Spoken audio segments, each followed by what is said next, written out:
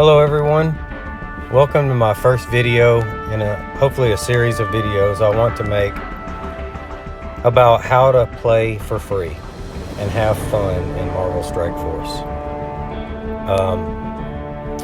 I came into the game late.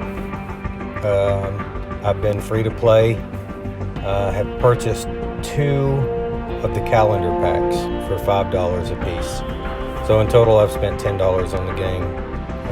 Still consider myself free to play at this point because I've been playing well over a year. So I just wanted to show you guys how I prioritize, go over a little bit of roster review, and give some tips on how you can maximize your playing time and your achievements and be able to play competitively for free.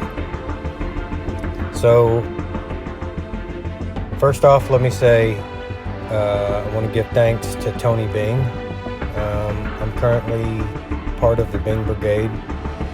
Tony's been a tremendous help.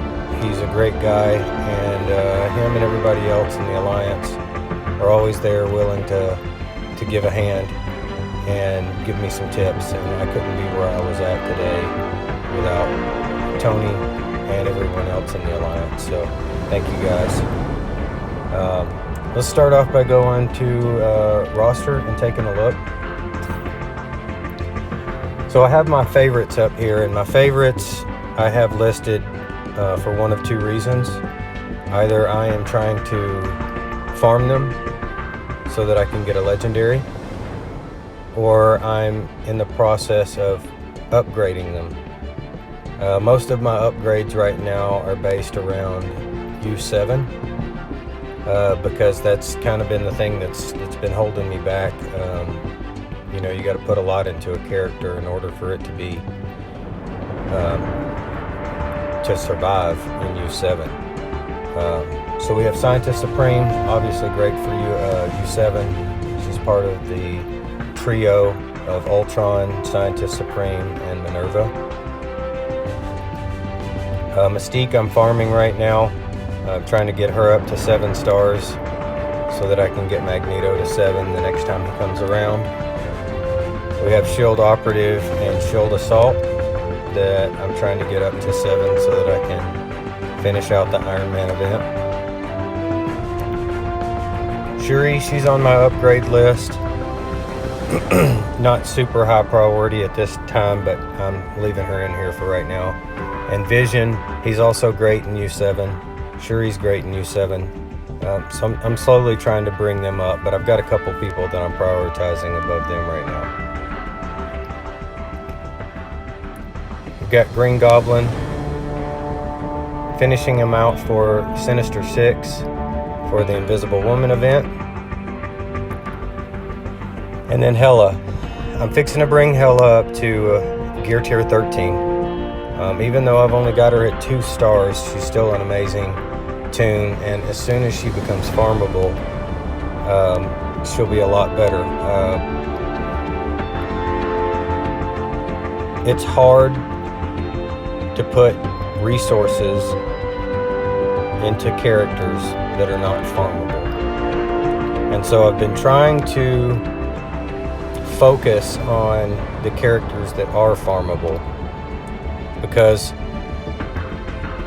some characters they just don't release, or the release is so delayed that, as free to play, you can put those resources into something that can get you immediate return instead of something much later on. Hela is basically the only exception to that rule, and the reason being is just because she's so powerful. So that's the reason that I have her up here.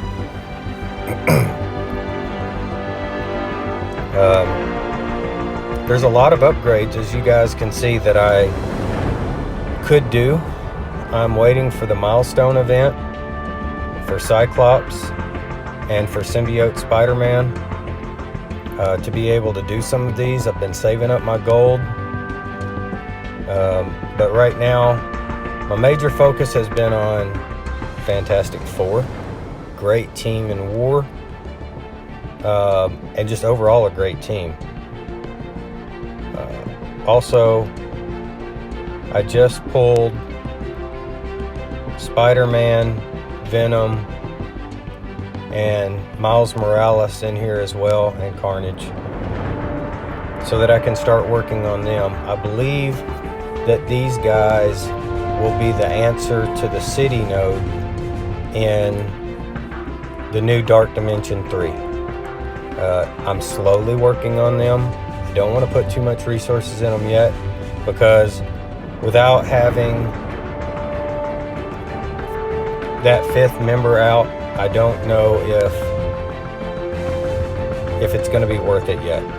So I've got them up here in my favorites, but I have not yet really invested in them. And again, like I said, I've got a lot of upgrades that I'm wanting to do, but I'm holding off for just a little while longer, a couple weeks, until that milestone event comes out. But for our normal roster, these are people that I've leveled up and that I feel are very important for you to work on, because they work in a great deal of situations. They're great tunes, and just overall make the game a lot easier when you can unlock them and power them up. So that would be Captain Marvel here. As you can see, I've got 5 shards left, 4 shards, to be able to bring her up to 6 gold stars. And my hope is that she'll show up in the store and I can bring her to 6 red stars. And that will be my first of 2 6-star upgrades. The second, go down here,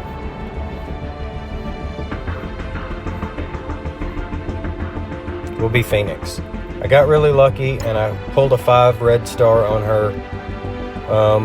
So as soon as I unlock her, the next time that she comes around, I finally got Hand Assassin up. She's going to go to 6 red star as well. I really think that's going to help me out. Because like I said, you know, it's hard to work on teams sometimes. When you look at, oh, there's my Heimdall. Why am I not working on Asgardians? He's not farmable right now. Sif, the same way. There's my Sif. She's not farmable. She's at 2-star. So could I dump a bunch of resources into her right now? Sure. Is she going to be competitive at 2 gold stars? Absolutely not. So I can't stress enough that if you're free to play, focus on farmable characters.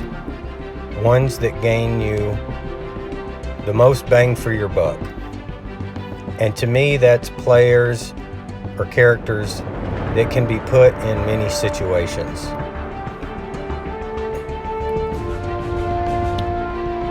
Like Magneto.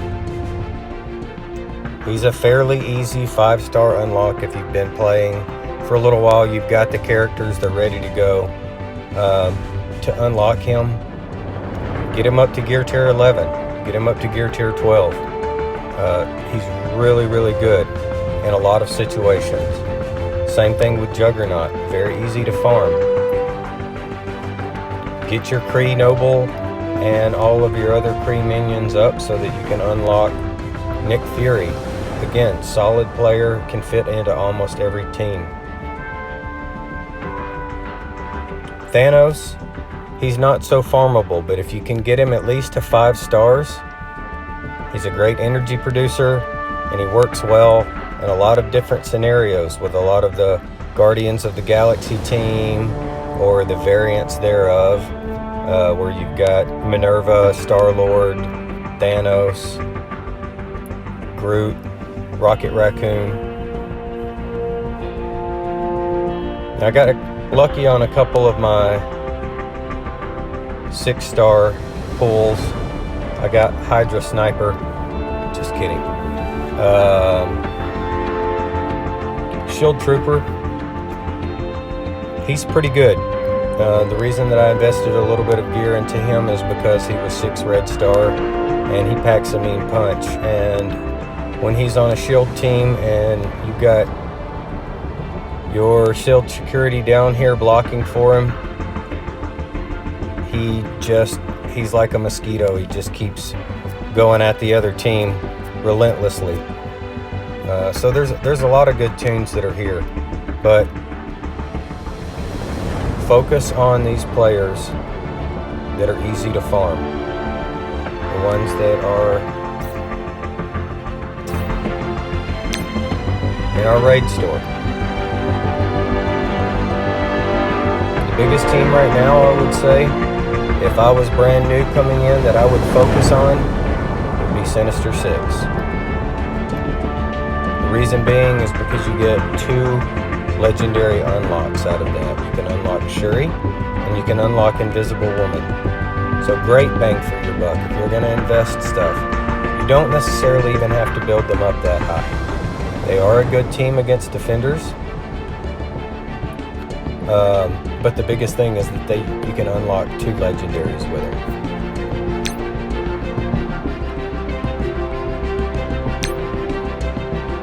And then over here in the arena, you've got your Juggernaut, Scarlet Witch, Mordo. Truthfully, if I was starting out right now, I wouldn't even worry about the defenders that much. I would try to focus on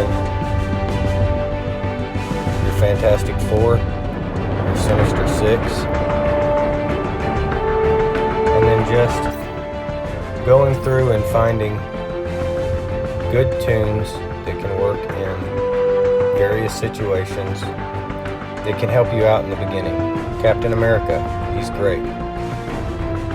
Not the best tune in the game anymore, but he's easily farmable.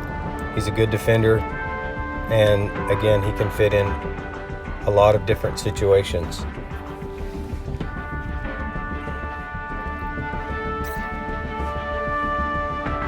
So as you see, I've got 6.7 million saved up for the event right now.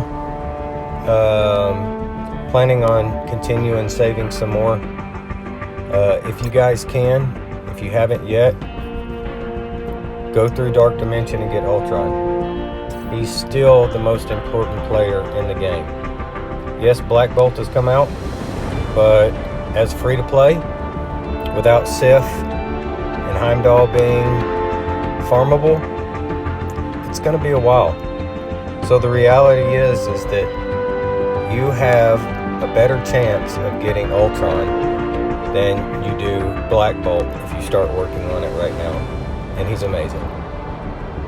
There's tons of videos on how to use Ultron. If any of you guys want to see anything more or how he's used in gameplay, feel free to comment in the comment section. I'll do what I can to make another video specific on the content that you guys want to see. I'm here to help anybody else out that is free to play. Any questions, I'm here. So just going to quickly scan through the roster so you can see where I've got my people at and what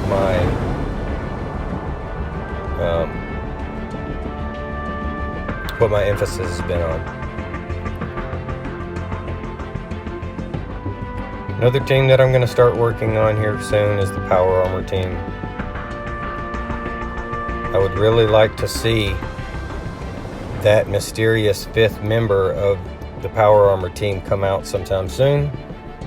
So that's why I haven't been too heavy on them. I've subbed in Vision in War, and that's who I am attacking with right now. Works out pretty good. And speaking of, I guess we can go over current war teams that I have. So you guys kind of get an idea of how you can attack in war as a free-to-play player. So the first team I have is the Spider-Verse Asgardian team. Just a lot of debuffs, spreading debuffs, a lot of damage. Not a lot of healing going on, but they're just made to decimate a team in the first 2 rounds.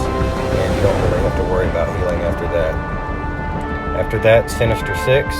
As you can see, mine's only 126,000. It's nothing crazy, but they're perfect for unlocking right now. So that's where I'm going to leave them until I have more T4 material to dump into them later. Have a Kree team. There's my Fantastic Four. Power armor. Now, this is the Aimtron team. This is what I use to take down the Asgardians. I can do about 50k punch up, and that's about it. I need to put a lot more into my aim minions there, and then I'll be able to punch up, I think, quite a bit more from there. We've got a Brotherhood team with your offense up and your big damage from crossbones. Hero Brawler.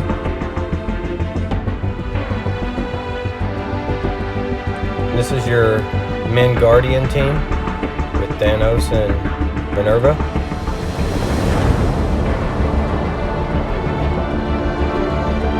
And then right here I just had, this is not for war, this is for a couple of my raid nodes. It's 317k. That's kind of just a power team if I just need to go in and blast a couple people. Would like to show you one team that I've been using in U7, and I've had a great deal of luck with that, and that would be this team right here. Now the way this team works is Thanos gives energy out every time an enemy is killed, and he gives that energy out to both Minerva and Invisible Woman. So you can keep a constant heal going on from Minerva's ultimate, and you keep barrier up a lot. And that's very important against the high damage tunes that are in U7. You've got your debuff flip from Scientist Supreme, and then Ultron. He's just a badass. So if you're getting into U7 and you're just starting to make your ranks in there, I suggest you try this team out. I know a lot of people have talked about Falcon and some other stuff like that. This team works best for me. You may have a better team or a different setup. I'm always up to suggestions if you guys want to see some gameplay. I've got 2 other videos where this team is going through U7. So feel free to comment, and I can try out a couple of different ones during the raid and let you guys know how it works out. So anyway, I'm signing off. I appreciate you spending some time with me today. If you don't mind, hit a like and subscribe to my channel. I'd love to bring some more content out for you guys. Just let me know what you want, and I'll try to do everything I can to help make you some good content. Anyway, this is L-Dub signing off. You guys have a great day.